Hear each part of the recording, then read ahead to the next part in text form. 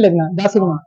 अच्छा जी, अब देखिए, अब आपका सेक्शन ए का मामला जैसे ही क्लोज हो जाएगा, आपको दूसरा पेपर दिया जाएगा सेक्शन बी और सी के लिए।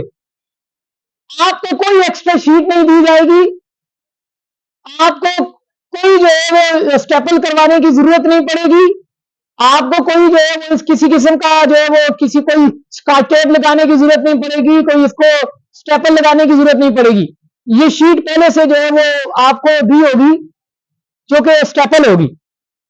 आपने सेक्शन बी पे जाना है, बाकी क्वेश्चन पेपर बाद में पढ़ना। सबसे पहला काम ये करना है, इधर लिखना एग्जामिनेशन एनुअल 2025, डेट लिखनी है। बाकी लाइन खाली है तो खाली रहने देना, आपको क्या मसला है। आप कौन क्यों होती रहती है, इतनी बड़ी लाइन क्यों खाली छोड़ दी, उसमें खुद से डेशन डाल देते हो, क्रॉस मार देते हो, छोड़ दो, आपका तो ताल्लुक ही नहीं है उससे। आपने जो लिखना था वो लिख लिया ना, तो ये जो लाइन छोड़ी हुई है उससे इसलिए कहा था कि अगर कोई डिटेल लिखनी होती तो वो लिख लेते।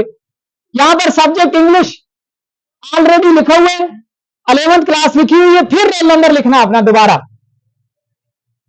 यही वाला रोल नंबर आपने दोबारा इन इन जो है वो ब्लैंक के अंदर, इन बॉक्स के अंदर रोल नंबर लिखना। रोल नंबर लिखेंगे 300479। ये कोई कैंडिडेट है, XYZ समवन कोई भी है, इसने लिखा 300479 और नीचे फिलिंग की सेक्शन ए पे उसको फिल किया। अब आगे चले, यहां पर उसने सिग्नेचर ऑफ सुपरडेंट, ये आपका काम नहीं है। फिर आगे आपने 2 सिग्नेचर करने हैं, सिग्नेचर ऑफ कैंडिडेट इंग्लिश और सिग्नेचर ऑफ कैंडिडेट उर्दू। और बाकी आपने किसी भी जगह कोई लिखाई नहीं करनी। ये करने के बाद आप आगे आएंगे तो आपको लिखा हुआ मिलेगा सेक्शन बी। क्या मिलेगा? और सेक्शन बी के सबसे इंपॉर्टेंट बात ये है, जो सबसे इंपॉर्टेंट बात जो आपने सुननी है, सेक्शन बी के हर सवाल का नंबर लगा होगा और हर सवाल की स्पेस है। आप सेक्शन बी का जो सवाल हल करना चाहते हैं, पेज पलटाएंगे, उसके नंबर पे जाएंगे और वहां हल करेंगे। पहले ऐसे होता था, हमने सेक्शन बी के सवाल शुरू किए, हमें कुछ आते थे कुछ नहीं आते थे, हमने खाली जगह छोड़ दी और आगे चले गए। अब आपको स्पेस छोड़ने की जरूरत, जो सवाल आ रहे हैं उसका नंबर दिए, मुतलका उस मुतलका नंबर के आगे लिखें। आपका पहला सवाल होगा कंप्रीहेंशन का पैसेज। क्या होगा? कंप्रीहेंशन पैसेज में पहला सवाल होता है समरी का, यह समरी का पेज है। क्वेश्चन नंबर 2 समरी के लिए आपको जगह दी हुई है। क्वेश्चन नंबर 2 का 1, ये आपको पूरा पेज दिया होगा। अब ये नहीं है कि इसको भरना है, ये इसलिए नहीं दिया कि इसको भरना है, इस पे मुनासिब तरीके से आपने समरी लिखनी है और उसको टाइटल दे देना, बस इस सफे पे आपने और कोई सवाल हल नहीं करना। ये मेरी बात समझो। अब इसके बाद आप हल करना चाहते हैं क्वेश्चन नंबर 2, इसी सवाल का, सवाल नंबर 2 का पार्ट 2 हल करना चाहते हैं। आपको पार्ट 2 नहीं आता तो छोड़ दो इस जगह को।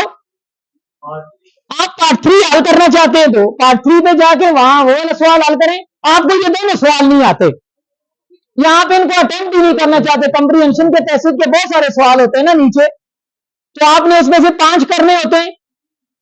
नीचे 7 सवाल दिए हैं, आपने 5 करने हैं। आप ये इन 2 सवालों को नहीं करना चाहते तो आप आगे चले जाएं, ये अगले पेज पे चले जाएं। ये भी सेक्शन क्वेश्चन नंबर 2 का पार्ट 6, पार्ट 7 और पार्ट 8। मजे की बात यह है कि आपके कंप्रीहेंशन के टोटल 8 सवाल होंगे। कितने सवाल होंगे? 8 सवाल। 8 में से पहला समरी का लाजमी सवाल और बाकी रह जाएंगे 7। 7 में से करने हैं आपने 5। 7 में से कितने करने? समरी वाला लाजमी हो गया ना, उसको छोड़ दो, बाकी रह गए 7। 7 में से करने हैं आपने। अब जो सवाल आपने करना है उसके नंबर के आगे जाके वो सवाल हल कर लें और बाकी पेजेस को छेड़ने की जरूरत नहीं है। ना उस पर लाइन लगाएं, ना उस पर क्रॉस लगाएं, ना उस पर कुछ लिखें। जो सवाल आप अटेम्प्ट नहीं कर रहे उसको खाली छोड़ना है, उस पर आपने कुछ भी आप मेरी बात को समझ रहे हैं? जो सवाल आप नहीं करना चाहते उसको आपने क्या करना है? खाली छोड़ देना, उस पर लिखना कुछ भी नहीं है, और एक्स्ट्रा सवाल नहीं करने। एक्स्ट्रा सवाल का नुकसान क्या होता है? मिसाल के तौर पर आपने 8 के 8 सवाल लिख लिए, पहला तो कंपल्सरी था, बाकी 5 करने थे, आपने 7 के 7 लिखे, तो वो पहले 5 को कंसिडर करेगा, फिर आखिरी 2 को लिखेगा ये क्या है? एक्स्ट्रा है। बेशक वो सही है और पहले वाले में कोई गलती थी तो वो पहले वाले कंसिडर होकर उसमें से नंबर देगा, आखिरी 2 को वो ऊपर क्या लिख देगा? एक्स्ट्रा। तो एक्स्ट्रा अटेम्प्ट करने की जरूरत ही। आगे चले जाएंगे, इंग्लिश का ये क्वेश्चन नंबर 3 आपका होता है, part A part B, stanza comprehension और समरी राइटिंग। तो आपने स्टेंजा कंप्रीहेंशन के 3 ही सवाल है। अगर स्टेंजा कंप्रीहेंशन कर रहे हैं तो यहां पे कर लें आप, और अगर आप जो है वो समरी लिख रहे हैं तो आप जो है वो इस पेज पे लिख दें क्वेश्चन नंबर 3 के लिए। फिर क्वेश्चन नंबर 3 के लिए आपको दिए होंगे इसमें 3 पेजेस। क्वेश्चन नंबर 3 के लिए कितने पेजेस दिए होंगे? जहां तक आपकी बात हो जाए उसके बाद आपने कोई लाइन शाइन नहीं लिखानी, बस उसको छोड़ दो, आपका काम समरी लिख दी है ना, 1 पेज पे आई है, इट्स ओके, डेट पे चली गई है, कोई मसला नहीं है। आप स्टेंजा कंप्रीहेंशन हल करेंगे तो बमुश्किल 1 पेज भी नहीं भरेगा, तो अगले 2 पेजेस खाली छोड़ देना, उस पर आपने किसी किस्म का कोई सवाल और अटेम्प्ट। आगे चले जाएंगे, सेक्शन सी आ जाएगा। क्वेश्चन नंबर 4 आपका होता है जॉब एप्लीकेशन या एप्लीकेशन टू प्रिंसिपल। तो क्वेश्चन नंबर 4 के आपको 2 पेजेस देगा वो, क्योंकि जॉब एप्लीकेशन थोड़ी सी लेंथी हो जाती है और एप्लीकेशन टू प्रिंसिपल इतनी लेंथी नहीं होती। तो आपकी मर्जी है, वो 1 पेज पे पूरी आ जाए तो अगले पे लाइन नहीं मारना, छोड़ देना। अगर वो 1.5 पेज पे चली जाती है या दूसरे पेज पे चली जाती है तो कोई इश्यू नहीं है। क्वेश्चन नंबर 4 आपने अटेम्प्ट किया तो आप उसके बाद चले जाएंगे क्वेश्चन नंबर 5 में, और क्वेश्चन नंबर 5 के 3 पार्ट होते हैं ना, part A part B part C. तो जो आपका पार्ट ए होगा नरेशन का,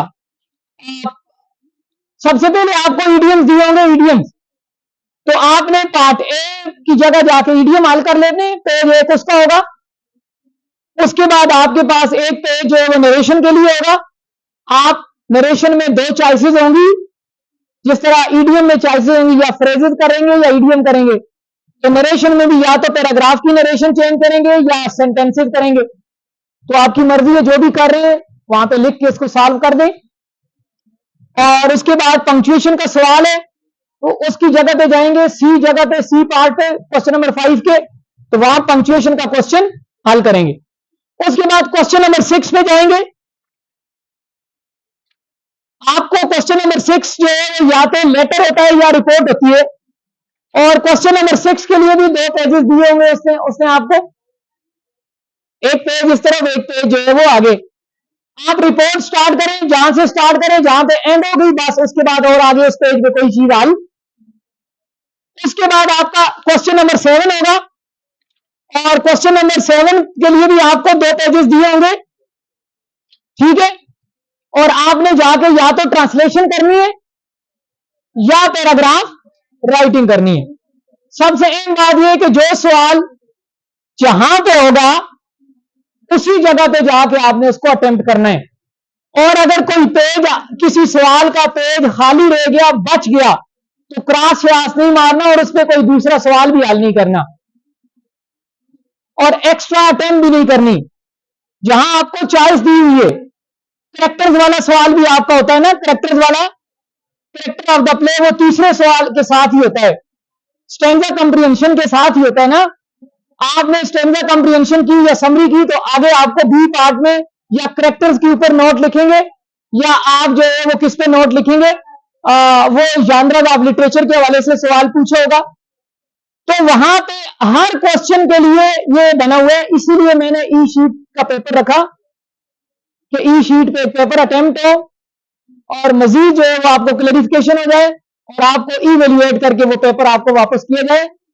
तो ये उम्मीद है कि ये आपके लिए जो है वो बड़ा फ्रूटफुल रहा होगा, ये सेशन, जो यहां बैठे हैं फिजिकली और जो देख रहे हैं हमें वर्चुअली, ठीक है।